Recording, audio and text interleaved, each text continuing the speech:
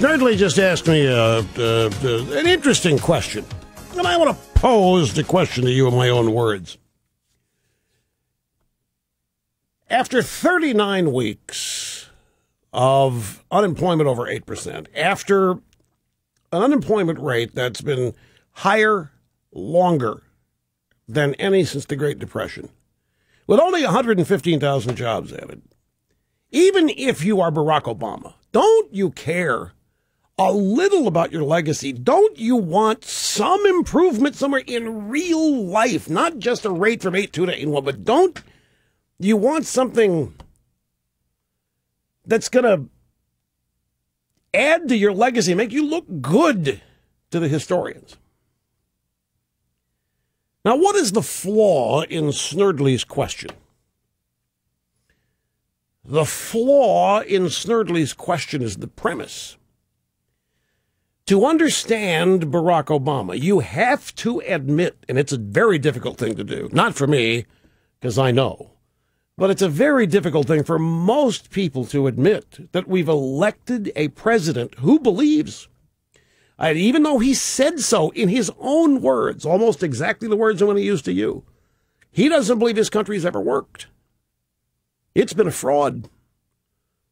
All these great presidential legacies from the founding up until him are based on fluff and fraud and unjust foundings, immorality, plundering of the world for our own benefit. He doesn't believe this country's been legitimately great. It's been illegitimately great.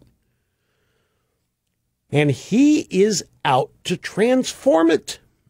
Watch the Julia slideshow. You'll see what the average ideal citizen is to Barack Obama. It's a citizen-dependent, totally ungoverned, who has no independent thought, no independent life. Whatever is needed, there's something in Washington where you can go to get it. You don't have to do it yourself. You don't have to do anything yourself. The flaw in the question is that Barack Obama is cut from the same mold as previous presidents. He isn't. His job is to transform this nation into what it should have always been if it were a just, equitable, fair nation with a focus on human rights and social justice, which this nation has never cared about, has never been focused on in his mind and in the mind of everybody in his administration and probably 8 out of 10 college professors.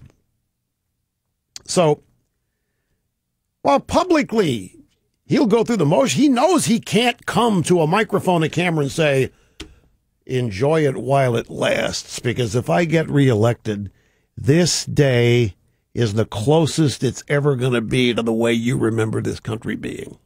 If he said that, he's toast. He's got to make you think he cares about his legacy. He's got to, in traditional terms, he's got to make you think he cares about legitimate job creation.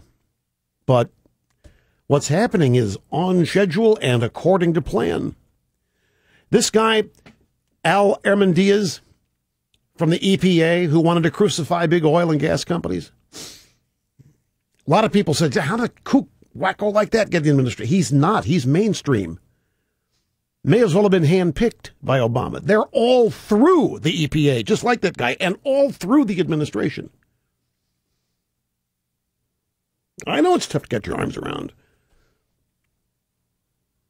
But 88 million people out of work, still eating, still driving, still using their cell phones, that's ideal. Who's taking care of them? Who are they going to vote for? To the phones. Since it's Open Line Friday, we'll start Kansas City. Brad, great to have you on the EIB network. Hello, sir. Mega dittos, Rush. Tells you how far back I go. I was back in the late 80s. I was working at a liberal bookstore as a receiving clerk, because that's where I got my start in the book industry, and that's basically what I'm calling about. I'm one of that 11% of unemployed that, frankly, I'm unemployable, because I went out and created my own job after deciding that this whole unemployment thing just doesn't work. Right. Been in the book industry my entire adult life, and know some ins and outs and where things can be bought and then sold for a profit, and decided that, you know what, I'm going to take together the $1,000 that I've got sitting in an envelope. And okay, here again, you are coming at me today from the same place in history that Snerdley is, and I admire you for it, by the way. I just don't know how many of you there are out there. You're sitting there and saying, hey, wait a minute, got a bad economy? Look, I've always had a theory. I've espoused in this program. Oh, they're going to have a recession? Fine, I'm not participating. And I don't participate in recessions. What Brad's saying, well, if it's so bad, stop complaining and start your own business, get your own job. Amen. And that's what used to happen and still is, but I don't know how often. Like, Brad, I don't know how many of the 88 million unemployed are even complaining anymore.